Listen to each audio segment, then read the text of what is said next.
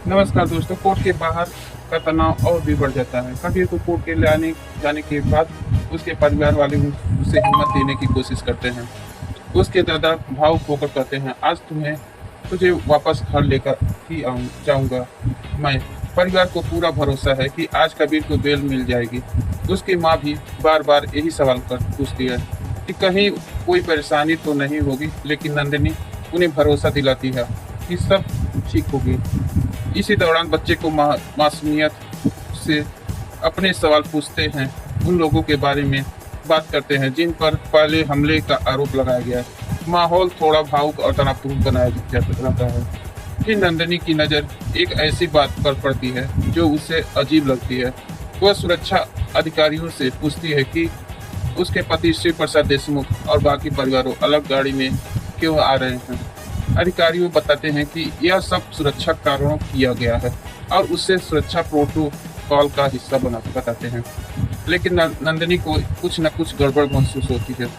उसे समझ में नहीं आता कि परिवार के बाकी सदस्य एक गाड़ी में हैं और उसके पति दूसरी गाड़ी में क्यों आ रहे हैं।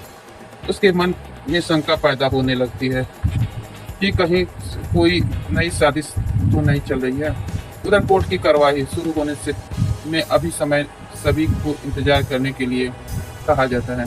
माहौल थोड़ा हल्का करने के लिए कि कुछ लोग काफ़ी पीने चल पड़ते हैं, लेकिन अंदर हर कोई आने वाले फैसलों को लेकर चिंतित रहता है।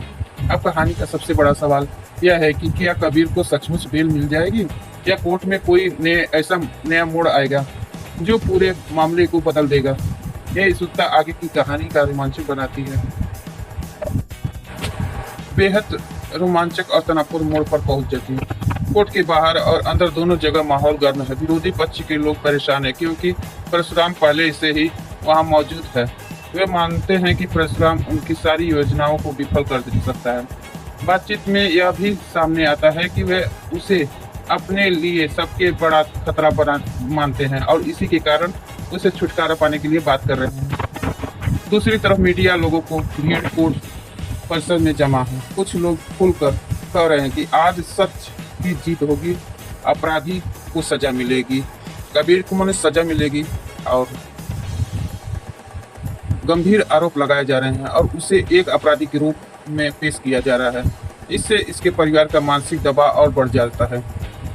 इसी बीच अचानक एक बड़ा हादसा हो जाता है कि गोली चलने की आवाज़ सुनाई देती है। शिव प्रसाद को गोली लगने वाली थी। गोली को आवाज़ अफरा तफरी मच जाती है। शालिनी घबरा जाती है और पूछती है कि आखिर गोली किसने चलाई। सबसे चौंकाने वाली बात यह होती है कि गोली चलाने वाले व्यक्ति ने पुलिस की वर्दी पहन रखी थी।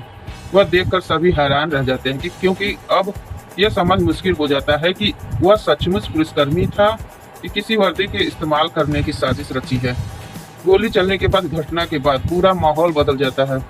अब मामला सिर्फ कबीर की बेल का नहीं रह जाता, बल्कि यह पता लगाना है कि जरूरी है कि हो जाता है कि हमला किसने किया, उसका निशाना कौन है था और उसके पीछे किसकी साजिश है। यही से कहानी सस्पेंशन और बढ़ जाती है क्योंकि अदालत की कार्रवाई बीच में हुई फायरिंग को नए रहस्यों में जन्म लेती है। कहानी का रहस्य और गहरा हो जाता है। गोलीबारी के बाद सभी घबरा जाते हैं और सबसे पहले यह देखने की कोशिश करते हैं कि कहीं किसी की चोट तो नहीं लगी। महिला और बाकी परिवार सदस्य एक दूसरे का हाल पूछते रहते हैं। सभी के मन में एक ही सवाल है, आखिर बार बार हमला क्यों कर रहा है शिव प्रसाद पे। घटना के दौरान हमलावर शीतल नाम पुकार कर भागा था। यही बात सबको सबसे ज्यादा परेशान कर रही है। किसी की समझ नहीं आ रहा है कि शीतल कौन है और उसका इस पूरे मामले से क्या संबंध है। परिवार के लोगों उलझन में है क्योंकि अब तक वे खुद को निराशा समझ रहे थे, लेकिन घटनाएं किसी और दिशा की ओर इशारा कर रही है। किसी के बीच एक चौंकाने वाली खुलासा होता है। चर्चा शुरू होती है कि गोली का असली निशाना शायद शिव प्रसाद देशमुख थे। इससे सबके मन में नए सवाल उठते हैं। आखिर कोई शिव प्रसाद को क्यों गोली मारना चाहता है और इसका कबीर के केस से क्या संबंध है। तभी परशुराम को एक फोन कॉल आता है शिव प्रसाद को। फोन पर मौजूदा महिला खुद को शीतल बताती है और स्वीकार करती है कि कोर्ट परिसर में वही मौजूदगी थी। उसने पुलिस वर्दी में पहनकर सबको धोखा दिया। शीतल खुलेआम परशुराम को धमकी देती है। उसका असली निशाना वही है। वह कहती है उसकी किस्मत अच्छी थी कि इस बार वह बच गया, लेकिन अगली बार ऐसा नहीं होगा। शीतल यह भी बताती है कि वह भेष बदलकर माहिर के और किसी रूप में उसके आसपास मौजूद हो सकती है। उसकी बातों से साफ हो जाता है कि वह परशुराम के खिलाफ किसी गहरी दुश्मनी से भरी हुई है। अब कहानी का सबसे बड़ा रहस्य यह बन जाता है, शीतल आखिर कौन है, उसका परशुराम से क्या पुराना संबंध है, शिव प्रसाद देशमुख को क्यों निशाना बना रही है, और क्या यह कबीर के केस से जुड़ा हुआ है। इस सारे सवालों को आने वाले घटनाओं में कहानी और रोमांचक बनाने वाले हैं।